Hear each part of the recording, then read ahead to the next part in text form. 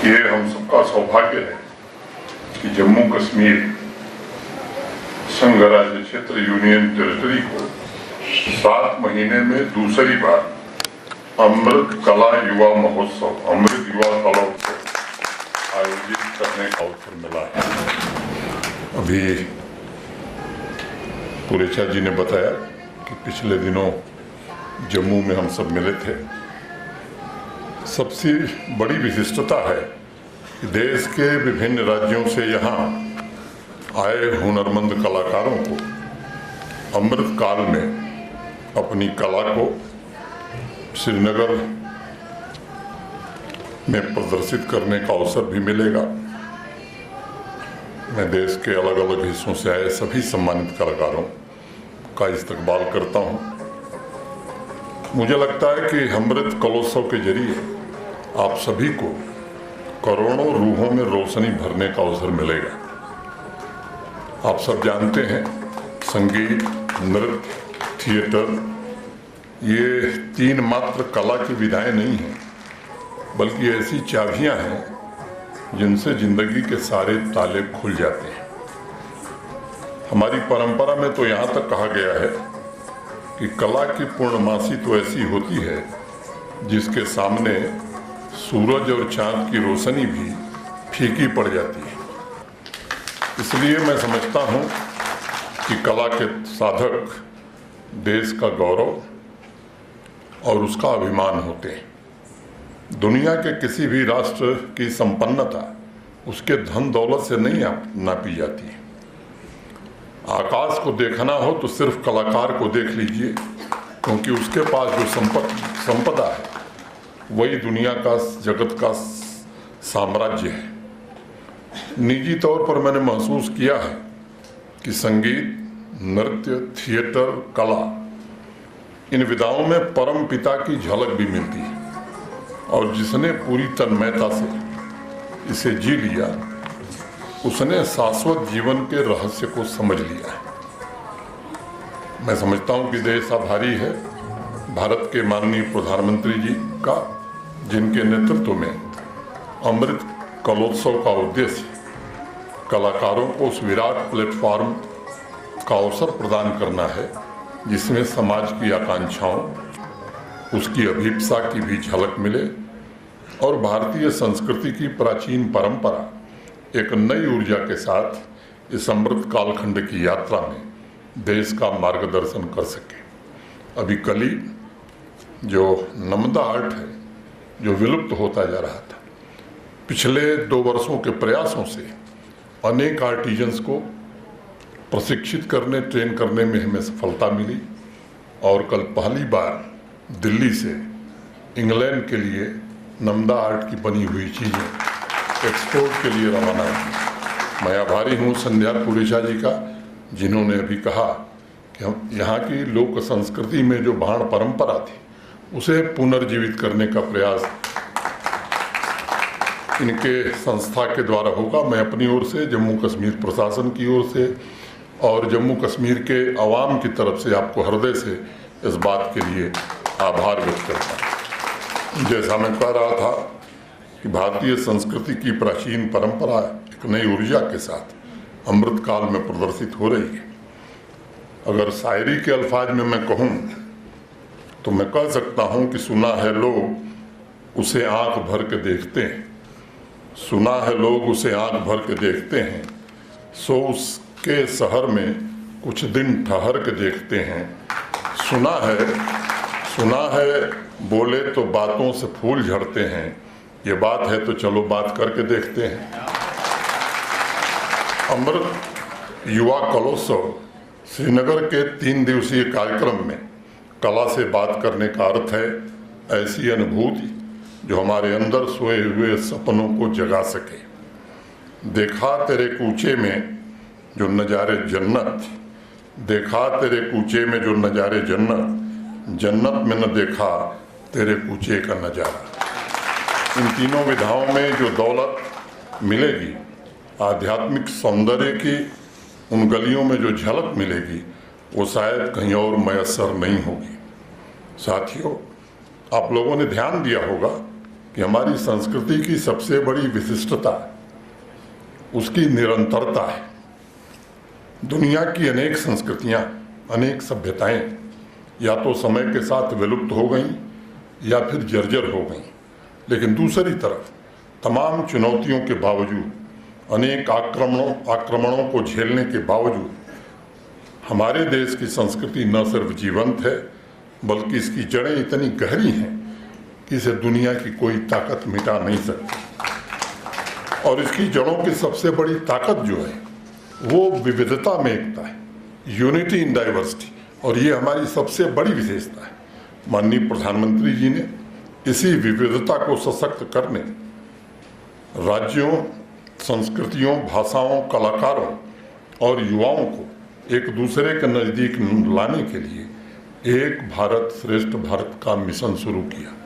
आप सब जानते हैं कि इस कार्यक्रम में जम्मू कश्मीर और तमिलनाडु ये एक साथ पेयर्ड हैं।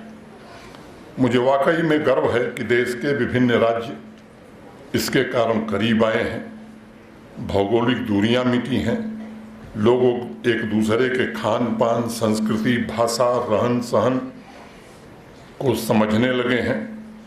कुछ महीने पहले मैं चेन्नई गया था वितस्ता के कार्यक्रम में, वहाँ मैं शरीक हुआ था और मुझे ऐसा एहसास हो रहा था कि 3600 किलोमीटर की दूरी सिमट गई हो और कश्मीर और कन्याकुमारी पड़ोसी शहर बन गए। हैरत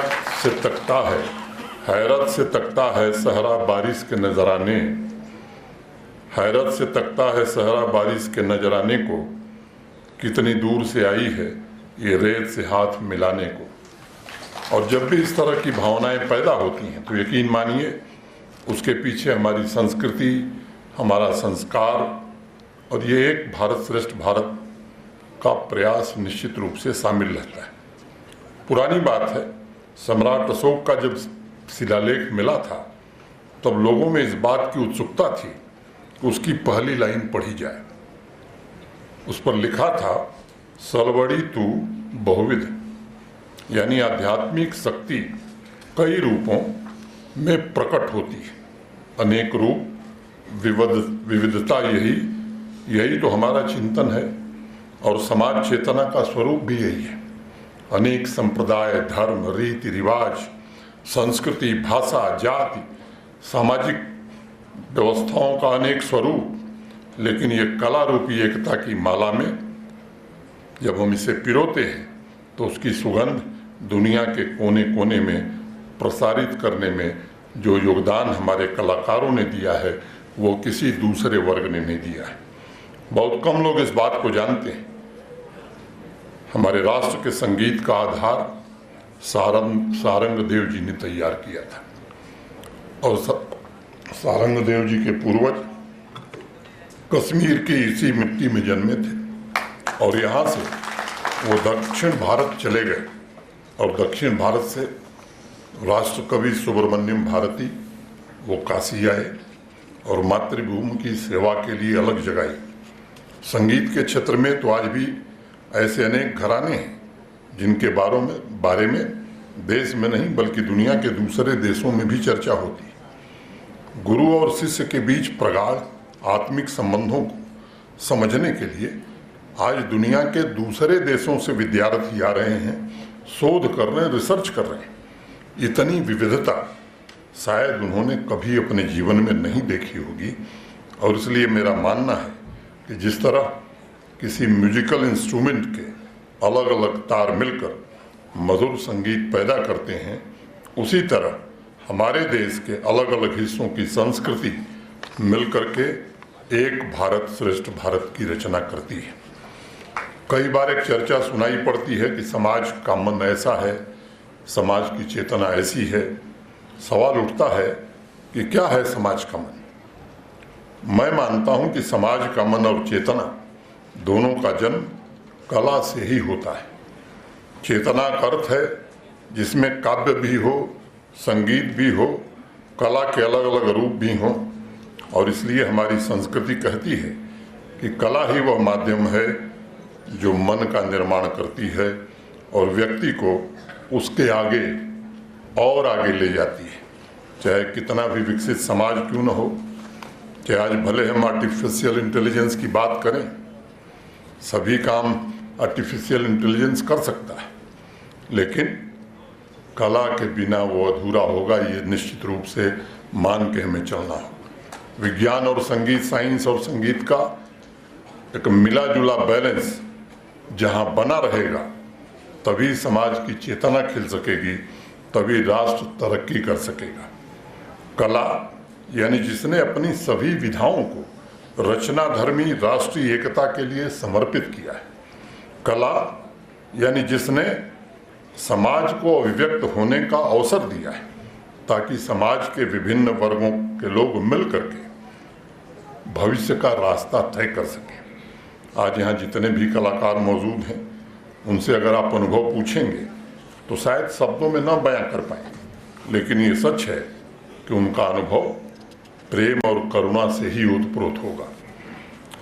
आज भी आप देश के किसी हिस्से में जाइए, लोगों से पूछिए, साहब लोक नाटक को किसने जिंदा किया? सभी की जुबान पर एक ही नाम होगा, हबीब तनवर।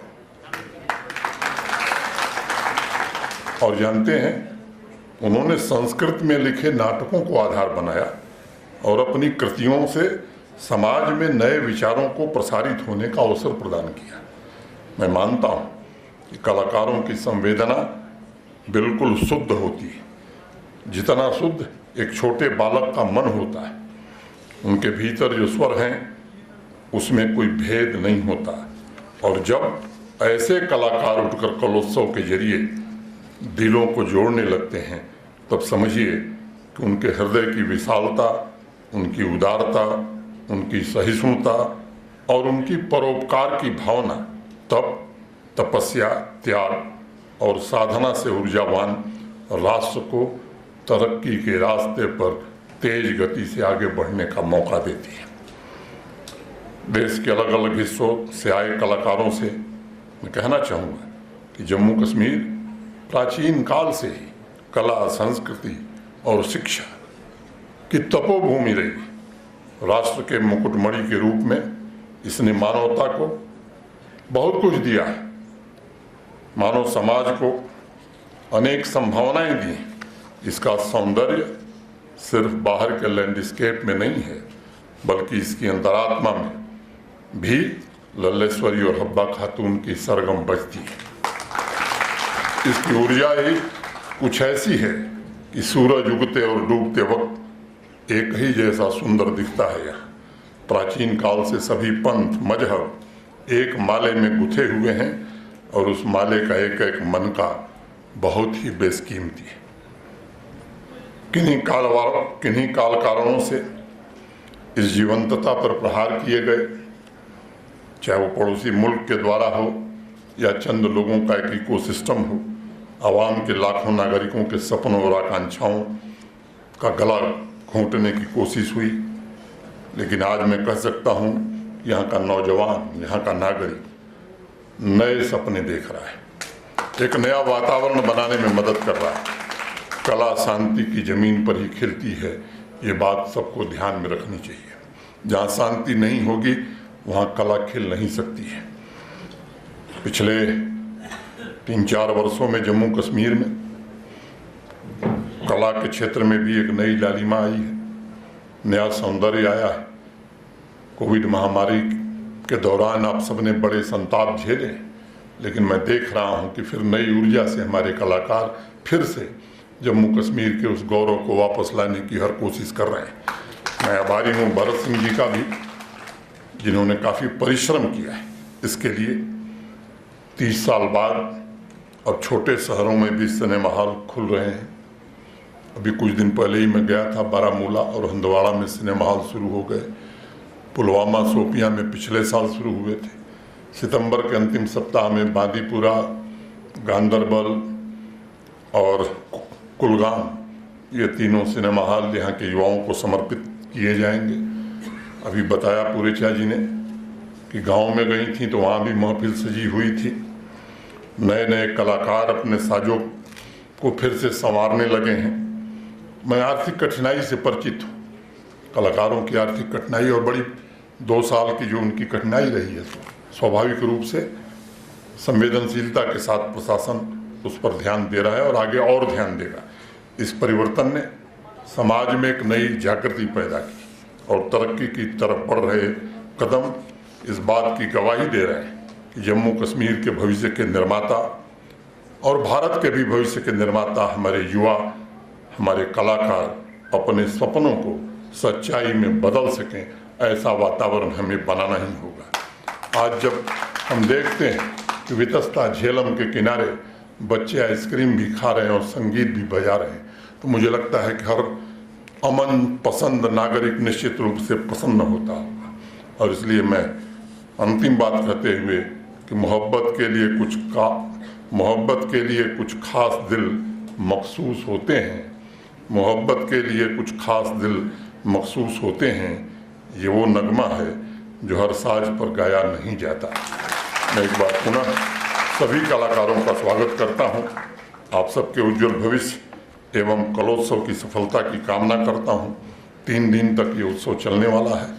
खास तौर से अपने नौजवानों से आग्रह करूंगा कि आप आइए, जरूर आइए, इन 3 दिन के कार्यक्रमों में सीखिए और इस कला में जम्मू कश्मीर की जो पुरानी संस्कृति का गौरव रहा है, फिर से हम सब मिलकर के इसे स्थापित करें। धन्यवाद। जय हिंद।